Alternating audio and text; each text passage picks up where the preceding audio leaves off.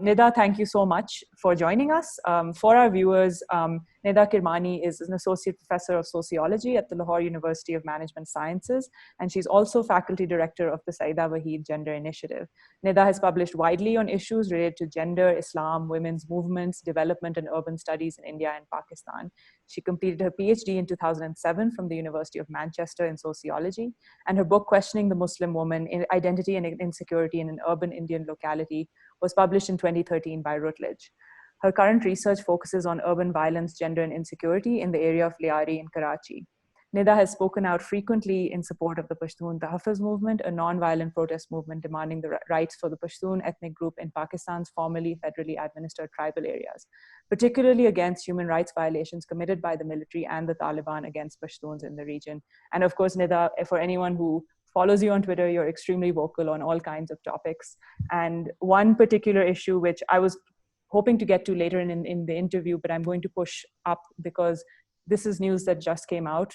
We've heard reports of another journalist who has gone missing, Matiullah Jan Saab. And I was going to ask you about generally what you feel like the state of critique in Pakistan has become, and then moving more specifically into what is the state of more progressive movements in Pakistan.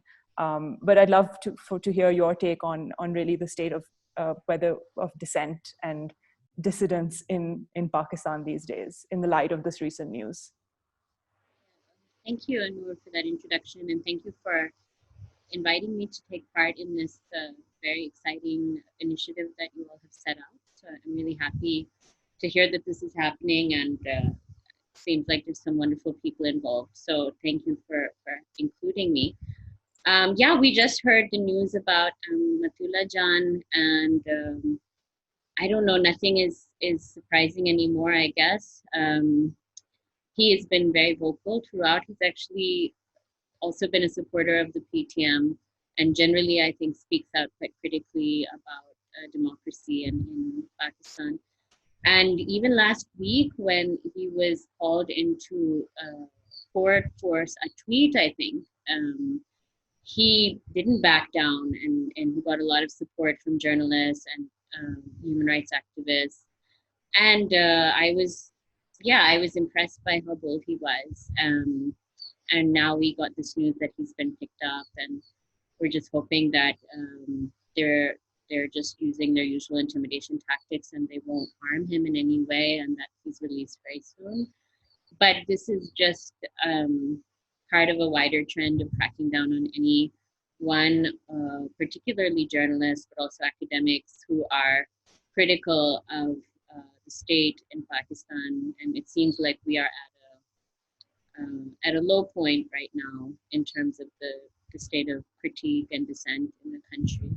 So yeah, Matiullah Jan is just the latest kind of victim of that. For our wider South Asian and non-South Asian audience, could you describe, when you say the state in Pakistan, could you describe the big actors who you think are the main people who are cracking down on dissent, at least in the past decade or so? Yeah, I mean, the ones who shall not be named. The state is this, yeah, we use this term very loosely, and there is a kind of ambiguity about who is behind these kinds of repressive tactics, and that I think is also deliberate. We don't really know. I mean, we know there's agencies, we know there's many of them, we know the names of the big ones, but there are also many others that I think we actually don't know. People like myself at least don't know about. But it is the military and the intelligence agencies that work alongside them. So yeah, when we say the state in Pakistan, that's really who we're talking about, not the elected representatives who seem to have less and less power, at least at the moment. Mm-hmm. So to start off, I'd love to ask you, as a researcher and academic, who were your earliest influences that set you in this direction, that pushed you to start approaching your research in this particular manner? So yeah, in my earlier work, I think I was inspired by third world feminist writers like Chandra Mohanty, Gayatri Spivak, a lot of the post-colonial feminist critics at that time. So in the I did my PhD in the early 2000s. So people writing in the 90s. I know Denise Candioti's work was really important to me. There's many others, and yeah, I started that work on Indian Muslim women, and it was one of those. I think many of us are on some kind of a personal journey as well, and so my family is Indian Muslim. My father grew up in Pakistan but moved here at partition, and my mom grew up in India. So I had personal connections there as well. I began working after my undergrad at a human rights organization there, and then went back when I was a PhD student. And so, yeah, that was the beginning of my interest in trying to give space to more marginalized voices in South Asia. I never imagined that years later I would be living in Pakistan and my positionality would shift slightly in terms of my interests and whatnot. But at that point, I was coming from the United States and trying to kind of uncover my background, and then going on this journey in terms of feminist methodology and feminist research. That's actually something that I'm really interested in, because as an academic, you occupy a very unique space in South Asia as someone who's traveled extensively and researched in India, and someone who lives and works and researches in Pakistan. And even across South Asian countries, movement and mobility between intellectual traditions in those spaces seems to be going down and restricting themselves because of government restrictions, visa policies, insecurity on borders. And so, what you were doing felt like something that very few people could accomplish, and that also seems to be getting harder and harder. So did you experience any challenges as someone who identifies and with both countries and who's worked in both countries, and now maybe you can't do that as much anymore? How did those challenges grow for you? Yeah, I mean, so in the early 2000s, things were really different. I think now, from the way things have evolved in India over the last 2 decades, it's hard to imagine a time when somebody who had close family connections in Pakistan could be traveling and doing research in India. But at that time, I remember when I applied for my personal Indian origin card, I even told the person, the bureaucrat who was taking my application, that my father grew up in Pakistan, and she was like, it's okay. She just laughed, and it wasn't a big deal at all. And now I think back to that time, which is 20 years ago, and I just can't imagine that kind of scenario would take place. So at that point, I also didn't really identify as Pakistani, because I had never lived in Pakistan at that point. And my family wasn't really living here. My immediate family wasn't living here either. So I was, just an American Indian Muslim person of Indian origin doing my research there. And really, I never faced any major difficulties at that time. But over the years, of course, things have changed. My trips became more infrequent. And then in 2017, they took my person of Indian origin card from me. And so now I haven't been able to go back since that time. You've been criticized by conservative voices and voices that sort of we can, I guess, for lack of a better term, can characterize as hardcore military supporters or hardcore nationalists in Pakistan. You've been vocal about your support of movements like the Pashtun Tahaffuz movement, gender equality, and you constantly receive pushback online and offline. So how do the stances that you have in both online and generally in your life, how do they influence the way you teach in the classroom and the way you engage with your students? Or do they influence that in any way? Yeah, I mean, I don't think there's any strict lines between our teaching, research, and activism, or the kind of issues that we're vocal about in spaces like social media, but also in terms of protests and on the ground kind of mobilizing as well. So all of those things, there's really no contradiction in any of those. And I've never hid my positions from my students or from the people who read my work. But there's really no contradiction there. But at the same time, of course, the classroom is a space where you want students to also be able to disagree and argue, and thankfully our university is a space where that can happen and does happen. About the Pashtun Tahaffuz movement, how, for our wider audience, how would you describe how the Pakistani state, with all the various complexities of it, would describe this movement? How have they characterized what is essentially a non-violent protest movement, but is essentially being silenced on all kinds of media platforms, and they're being the members of the movement have been picked up, been arrested, and their demands seem to me fairly simple and straightforward. Could you describe a little bit of of how the movement has been characterized? The movement has been characterized by the state for the most part as being, foreign funded. Most dissenters in Pakistan, whether it's a movement like the PTM or even activists or journalists who say anything that's critical of the way the state is operating, are often the go-to or the kind of first reaction of the representatives of the state is to characterize them as traitors and as somehow being funded by foreign governments. So it's usually India or Afghanistan, sometimes the CIA, who get blamed for, or who are, said to be behind these movements. So the PTM has also been characterized in this way, and there's been a lot of propaganda about them on WhatsApp groups and on social media, and even in the mainstream media, oftentimes there's deliberate kind of slander and maligning of the movement that goes on. And I think this happens not just in Pakistan, but in India. Anyone who's critical of the Indian state gets accused of being a Pakistani agent, and so it's happening across the region in terms of anyone who is standing up to what seem to be increasingly repressive governments across the region. And so the PTM is the same. While the university, as you're saying, you're lucky to be able to sort of express yourself and engage with your students in debates and discussions and also online, and the university has given you that space. It seems to have offered space for diversity of thought to some extent, but then on the other hand, I frequently hear from, I haven't been to LUMS as a student, but from other LUMS students who often feel that the university is part of creating or enforcing the power hegemony in Pakistan that we earlier talked about, the state's voice or the more conservative voice, and the university being so essentially the best university in the country with so much money and so many resources at its disposal. It's played some role in that, in sort of enforcing certain power structures.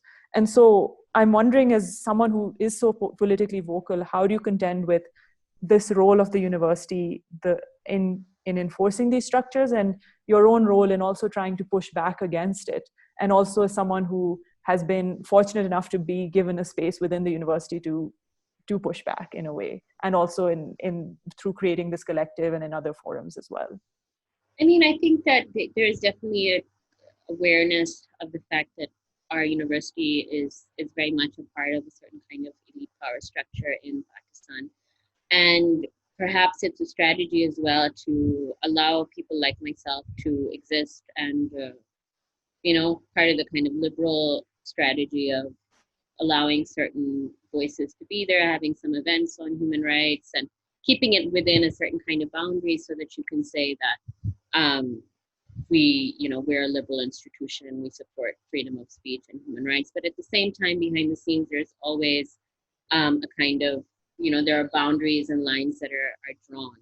And we're very aware of that. And I think, at least I'm sure you're aware, but maybe the audience isn't aware of the fact that a few years ago, for example, there was supposed to be a talk on Baloch missing persons, and Mama Kabir was supposed to come and speak, and I think this was 2014, and there was a phone call and very strict orders that this talk could not go ahead.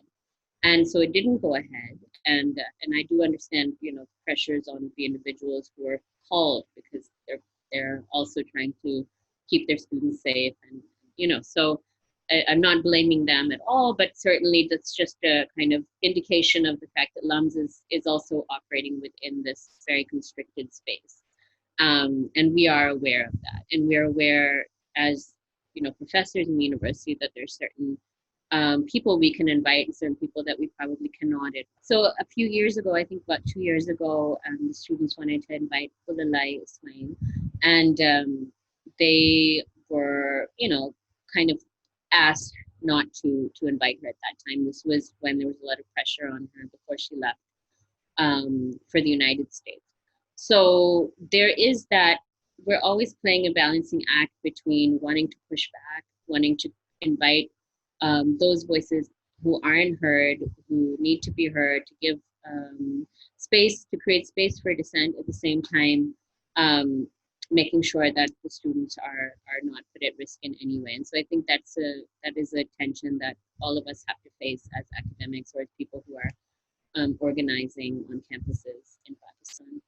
So just to, for our viewers, to add context to some of the individuals Nida was talking about, Mama Kadir is a human rights activist from Balochistan, which is a province in Pakistan where historically there has been a lot of repression of Baloch voices and Baloch missing persons. There's a frequent occurrence of missing persons there, which is normally attributed to state parties who suppress Baloch voices, who are often, in some cases, calling for more rights, or in other cases, calling for separatism from Pakistan. So that's sort of a rough summary of what's going on in Balochistan. And Mama Kadir is a prominent activist who is often speaking out to help find more of the missing persons in Balochistan. And it's a very, very contentious issue in Pakistan, and has resulted in anyone who speaks out often faces dire consequences. Even in some cases, activists have been murdered as a result. There's been very influential Native American scholarship on the refusal of anthropology, where there are people who say that one should not do ethnography with communities they do not belong to because they're outsiders. And they argue that it's disrespectful to communities' own capacity to analyze themselves. So I guess the simple point is that when we go into a community, as whether we're researchers or journalists or authors or writers, we come with a certain amount of control and power. Like we come with funding or some institutional backing, and we come with certain laws and policies that protect our work, as opposed to the person who we're interviewing. So this applies to both when you went into the Delhi neighborhood of Zakir Nagar and Lyari. You were essentially an outsider, and you were navigating these spaces, and you frequently write about this in your papers, how you navigated them in a way that you built trust, where you build trust, you build relationships within the community. How did you navigate the ethical implications of that? As while you were building trust, you were also working on research for your own work and building friendships at the same time. So I'd love to learn a little bit more about how you navigate those conflicts as a researcher and someone who is very politically progressive and also thinks a lot about the ethics of the work that you're doing. Yeah, it's a challenge. It's a tension that's always been there. It's something that I probably feel more in Lyari than I did in Delhi. The area I was working in Delhi, and even in that work, there was, reflection about this idea of the insider and the outsider. And as a woman who had, back of Indian family, Muslim background, doing my research, coming from the UK at that time, I think in that space, I was seen as more of an insider, even though when I did the research, I realized that this insider-outsider binary is very, very problematic. And I wrote about that as well. But in Lyari, I think even more, because there was class difference, myself coming from, teaching at LAMS, family living in a more elite area, Defense Housing Authority in Karachi. And even though the distance between those spaces is not very much, but in our imaginations and experience, the distance between Lyari and Defense Housing Authority is huge. And so I felt that quite a bit. At the same time, the folks that I was talking to, that I was spending time with, really did seem to want somebody to listen to their stories and somebody to write about their place in a way that was moving out of these kinds of tropes and stereotypes that were being put forward in the media, at least, about the place. So there was this kind of, it seemed to be like, a demand from the people that I was from my interlocutors to do the research and to write, and they were pushing me to write a book and please.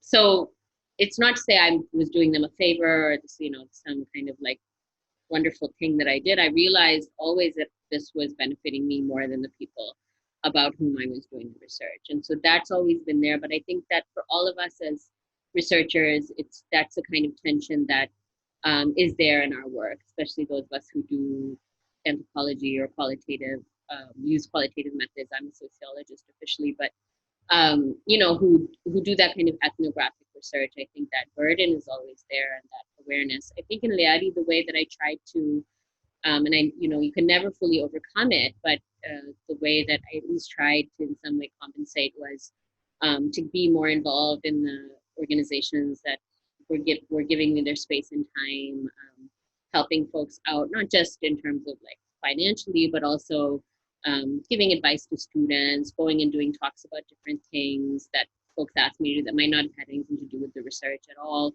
and just being more involved rather than just swooping in, doing interviews and leaving, which seems to be the dominant approach to doing qualitative research. When you wrote about like local journalism in Lyari, this was actually one of the most fascinating aspects of how one writes stories or tells stories was prevalent in that, because those papers that you wrote about, one in particular is Jan Baz, and there's a few other papers I think you mentioned in there which rely on putting very sensationalist storytelling, very sensationalist news media. And as a journalist, like who's coming from a more Western perspective, because I've mainly worked in the United States, to me, some of the approaches that they had to journalism were very, I had to sort of question some of my assumptions, because it was very like, we're going to put all the dead bodies on the front page of the paper. We have to showcase all these faces. And that resulted in me questioning like, the way Western journalism has a different kind of ethics now about it, particularly these days, about showing faces and showing dead bodies. But in this situation, I found it interesting is that locals in Lyari often relied on those papers, not just for enjoyment, but to construct their own version of the truth and their own version of fact checking. And they were in some way essential to the functioning of how they looked at storytelling. So I'd love to get your, I guess, can you tell me just a little bit more about how Lyari's community engaged with journalism and media and how it helped them construct their version of truth in some form? Yeah, I mean, I think what was so fascinating was really that the paper was about one newspaper that you mentioned, Jan Baz, which was very central during the years in which the conflict between law enforcement agencies and the various gangs was taking place in Lyari. And so people, in almost every office and household, you could find a copy of this newspaper. And yeah, they had a love-hate relationship with paper. I mean, they kind of, they hated the way that they were clearly sensationalizing what was going on and feeding into that stereotype of Lyari as being this kind of conflict zone and a den of terror.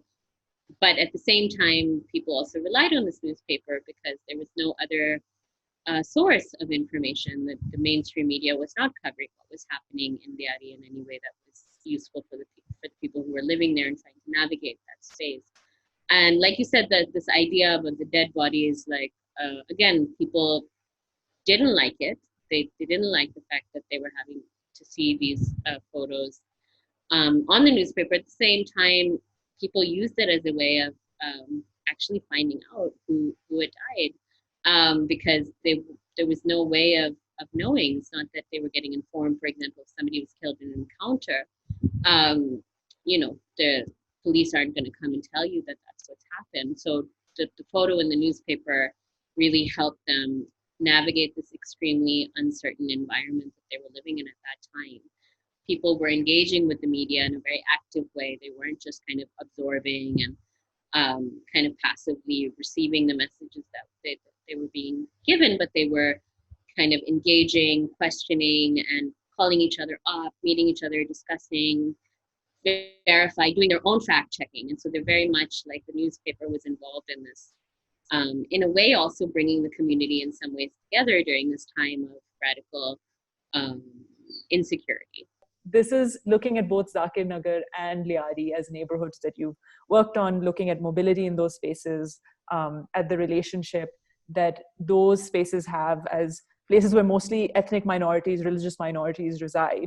How did people in those areas, how do they generally, in your experience, have they engaged with the wider nationalisms of their countries? In Pakistani nationalism in Lyari's case, and Indian nationalism in Zakir Nagar's case, how do those communities engage with the bigger happenings around them in a broad sense? Yeah, I mean, I think that definitely in the Indian context, a place like Zakir Nagar, I was constantly being told a different story about what the kind of dominant narrative was of the Indian state. That point, again, this was 2004, 2005. The Gujarat program had happened, but Modi was not the prime minister yet. But I think people there could see that coming in terms of the way that the country was going, and so, you get from places like this, you get a very different kind of perspective on nationalism, on the national project. Lyari as well, I think the story they tell in terms of, and again, it's very diverse, and like you said, there's a significant Baloch population there. That's also a very diverse category. Then you have folks who have migrated from the Kutch region of Gujarat, and they're the kind of second largest group there, but variety of different kind of what I guess we would classify as minority groups. But I always think in Karachi, who is the majority? Like everyone in some way can claim a kind of minority status, but people who have a very different relationship with the Pakistani national project. And so hearing different stories about, how those folks relate to this narrative has really helped me also undo some of the kind of dominant narratives that we're told, even in academic literature. And so part of the projects in both places has been to undo that dominant narrative through, by putting forward the voices of folks from these marginalized spaces. What prompted you to constantly sort of be vocal and pushing back and in fact engaging with the communities who you have been researching so intensely over the last few years? What keeps you going in that respect? I mean, I think, like you said, I'm very lucky. I mean, I have a fairly secure position. Also, let's not forget that I am a U.S. citizen, and so that is something that I think about. That I don't know to what extent it protects me, but I think that there is definitely a certain privilege there as well. And so there's that guilt that you're in this privileged position. I'm sitting in a place like Lums. I'm fairly secure in a variety of different ways, and then you see all of the things that are happening around you, and so it's very hard to not raise your voice. That is a really great place to end the conversation on. And Nida, again, thank you so much for doing this. We're really, really excited to have your voice as part of the roster of extremely brilliant people who are talking to us.